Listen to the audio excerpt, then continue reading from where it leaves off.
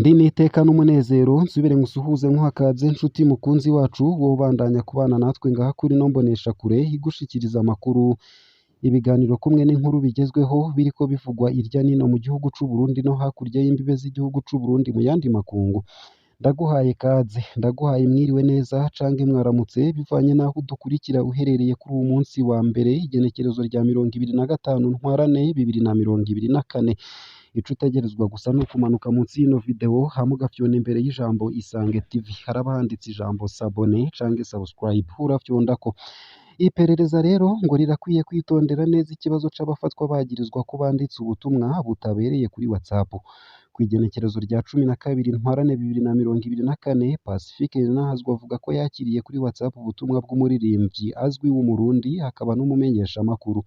Ico gihe yavuga ko apfungiwe mu gasho ka komine Rohero, yavuga ko yapfungishijwe n'umukenyezi w'umwe mu banyepolitike bazwi amwagiriza ko yanyoye na bagenzi we inzoga z'imiliyoni 2 hanyuma ntiyaziriha. Uko yarungika audio niko yaguma yongereza ibintu bimuheraniye amamiliyoni menshi y'amafaranga mu Burundi. Ahandi akavuga sponsor y'amamiliyoni yarahejeje gusinyirwa n'umukuru wa BRB. Haraho yavuga imigenderanire idasanzwe afitaniye na Reverien Ndikuriyo harongoye CNDD FDD, abashikiranganji batandukanye ndetse n'abandi bategetsi. Yasaba ko tumutabariza tukavuga ingene apfunzwe ku karenganyo, ahandi akavuga ko naho tutomutabariza ataco vyoba bitwaye kubera yoca ahamagara Reverien Ndikuriyo hakaza kumwikurirayo. Yavuga ko telefone ayihawe n'umupolisi acunze agasho kandi ko tutosubira kuyimuronderako. Ico gihe Pacifique Ninahazwa avuga ko yakebwe akumva ko umengo ibintu avuga harimwo ibitaroranye. Ivyo yavuga byose ngo vyaba vyerekana ko afise amafaranga menshi naho atashoboye kuriha imiliyoni 2, bikerekana kandi ko hakorana n'abantu bakomeye cane. Ati narihojeje ivyo kumutabariza kugira ndabe neza ivyo ari vyo. Bukeye kw'igenekerezo rya 13 ntwarante 2024 uyo muririmbyi yarasubiriye arondera Pacifique Ninahazwe akoresheje iyindi telefone, amubaza impamvu atatanze inkuru yiwe. Aca amubwira ko yibaza ko akiriho aratohoza, ahandi naho akavuga ko amwizeye atamwizeye ariko 100%. Ati niho yaca akora audio avuga ati jewe sinahora nkunda politike ariko ndashoboye kuyikora. Nashaka ndakubwire ikintu kimwe, ntimuze gutangara mwumvise igihugu cafashwe, kudeta yabaye. Ndafise ukuntu ngomba ndabigenze, ngomba ngende muri RTNB nibandekura ngaha ni henshi noca, naho izo plans zose nozikubwira ndazi ko hatabura n'imwe iza gucamwo. Ndashobora gutera kudeta ndi muri BRB, ndashobora gutera kudeta ndi muri Ntare House, ndashobora gutera kudeta ndi muri Etat Major, ndashobora gutera kudeta ndi kumwe na Reverien Ndikuriyo, ndashobora gutera kudeta ndi kumwe na Ndayishimiye. Ntidutere kudeta ariko tugakura prime na Ndikuriyo.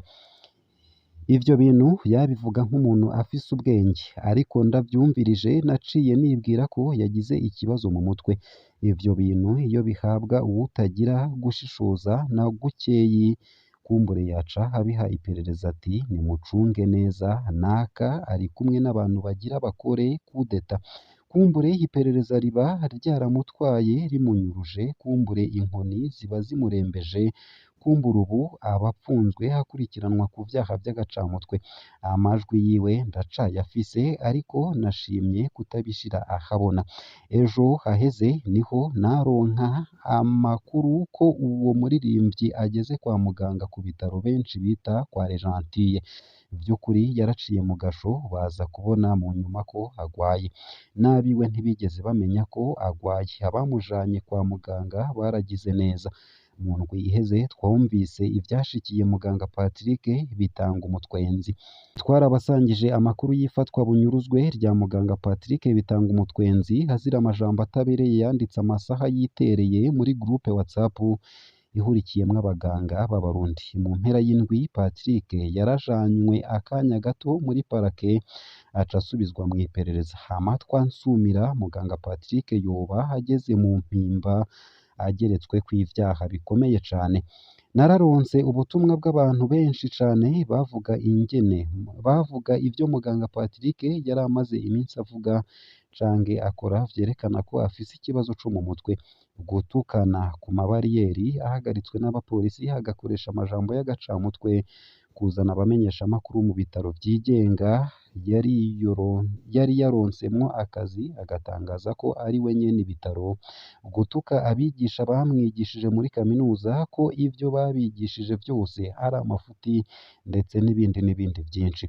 Naravuganye n'abiwe bemeza ko ari ku miti, ko yakurikiranwa n'umuganga Kurikira Hospital.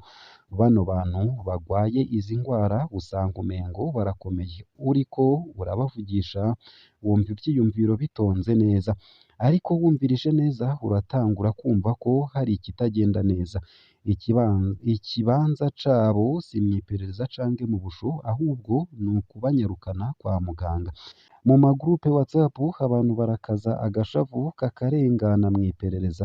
Hari n'abantu baronka ubutumwa busanzwe bakihutira kubutanga mw'iperereza kubera bumvise burimwo amajambo y'agacamutwe.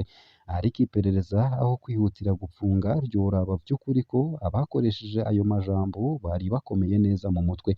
Uwo bishobora arampera buno butumwa General Major d'Ildefonsi Habarurema arongoye iperereza ry'igihugu SNL. Gufata inkozi z'ikibi vy'ukuri ntawo birwanya, ariko gupfunga abantu bagwaye aho kubavuza nta teka biha SNL. Ngaha akaba ariho nsoreje ino nkuru yari yanditse ku rukuta rwa Pacifique Ninahazwe. Nayo mu yandi makuru kandi nonyemerere nkushikirize ino nkuru ivuga ko induta mw'ikambi ya Indari impunzi mu gihugu ca Tanzania ubuzima bw'umukuru w'igisagara bugeramiwe. Iyo ndongozi izira ivyo yashikirije ku biguma bisabwa ku bijanye no gutahuka kw'impunzi z'Abarundi zibona ko ari agahato. Izo mpunzi zirafise ubwoba ku mutekano wiwe kuko hatakirara mu nzu yiwe. Vyose vyatanguye kuri uwu wa kane ku kibuga co muri zone ya mbere. Abakozi ba HCR n'abajejwe intwaro mw'ikambi bari bahuye kugira ngo bahimirize impunzi z'Abarundi gutahuka ku bushake, ariko abo biraba babona ko hari ku nguvu. Ubwo nyene umukuru w'igisagara ca 17 muri zone ya mbere yarerekanye amakenga afise, haranabaza ibibazo bitandukanye. Tubona ko harimwo ibihushane. Mwebwe muvuga ko hari amahoro mu Burundi, mu gihe dufise amakuru nyayo kandi ya vuba yerekeye ibitero vy'abaroberi vyahitanye ubuzima bw'abantu i Buringa, mu Cibitoke canke mu Gatumba i Bujumbura. Kuri ayo makenga hiyongerako imigenderanire yatosekaye hagati y'u Burundi n'u Rwanda ku buryo bihakwa gutana mu mitwe. Ikibabaje gusumba, leta y'u Burundi nihakana uwo mutekano muke wibonekeza mu gihugu. Uko akaba ariko yabwiye abaserukira leta ya Tanzania n'abakozi ba HCR. Yaranongeye ko ati womengo mushaka ko dutaha mu muriro uduturira, abazocika kw'icumu bagaruke kubasaba ubuhungiro ubugira kandi ngaha. Bitabaye uko ntituzobona imvo ituma mudushavurira kiretse nimba hari icinyegeje inyuma. Uko akaba ariko uwo batazira Sedikiya yavuye mu gacerere.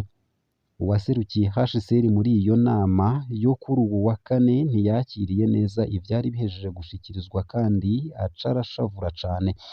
Umupfasoni Sabine atawuzi irindi zina ryiwe ajejwe guhungukana impunzi yaranakubaguye uwajejwe intwaro abicishije mu nyishu ziwe mu makenga yerekanye. Nta gihugu na kimwe kw'isi gitekanye. N'aha muri Tanzania rimwe na rimwe abasuma bitwaje ibigwanisho barahungabanya umutekano.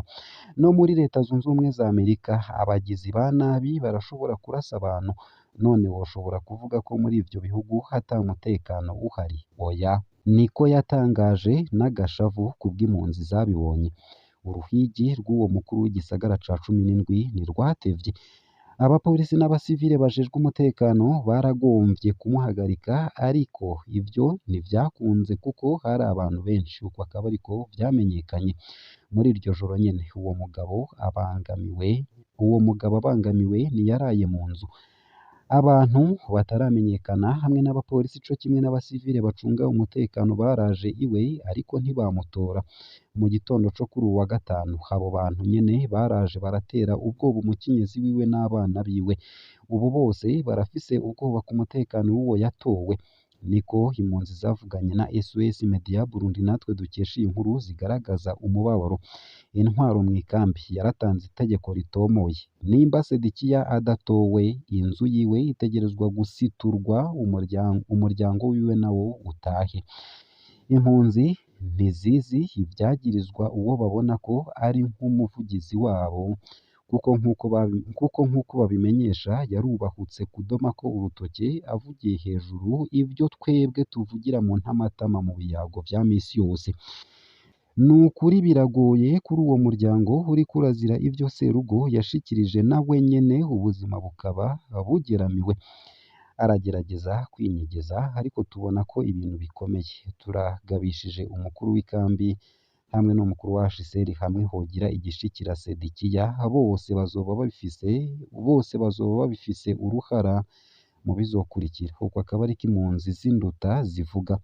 Zirababazwa nuko HCR ishobora kuja mu bikorwa vyo gutoteza impunzi yari ijejwe gukingira.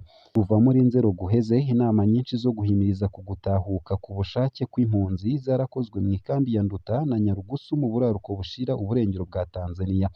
Ni mu gihe izo kambi zitegekanijwe kugarwa muri Gitugutu kuza. Umurwi w'iyabutatu ugizwe na HCR n'amareta ya Tanzania n'u Burundi wipfuza ko impunzi z'abarundi zose zotahukanwa imbere y'iryo genekerezo. Ibitera amakenga abo biraba barahira bati ntituzemera iterabwoba batugirako. Ku bw'ibiharuro vya HCR, Tanzania iharurwamwo impunzi z'abarundi zirenga 130. Ikambi ya Nduta ikaba yonyene iharurwamwo igice c'abo Barundi. Ngaha akaba ariho nsoreje amakuru nari naguteguriye ariko avugwa irya nino mu gihugu c'u Burundi no hakurya y'imbibe z'igihugu c'u Burundi mu yandi makungu. Ugire umugoroba mwiza.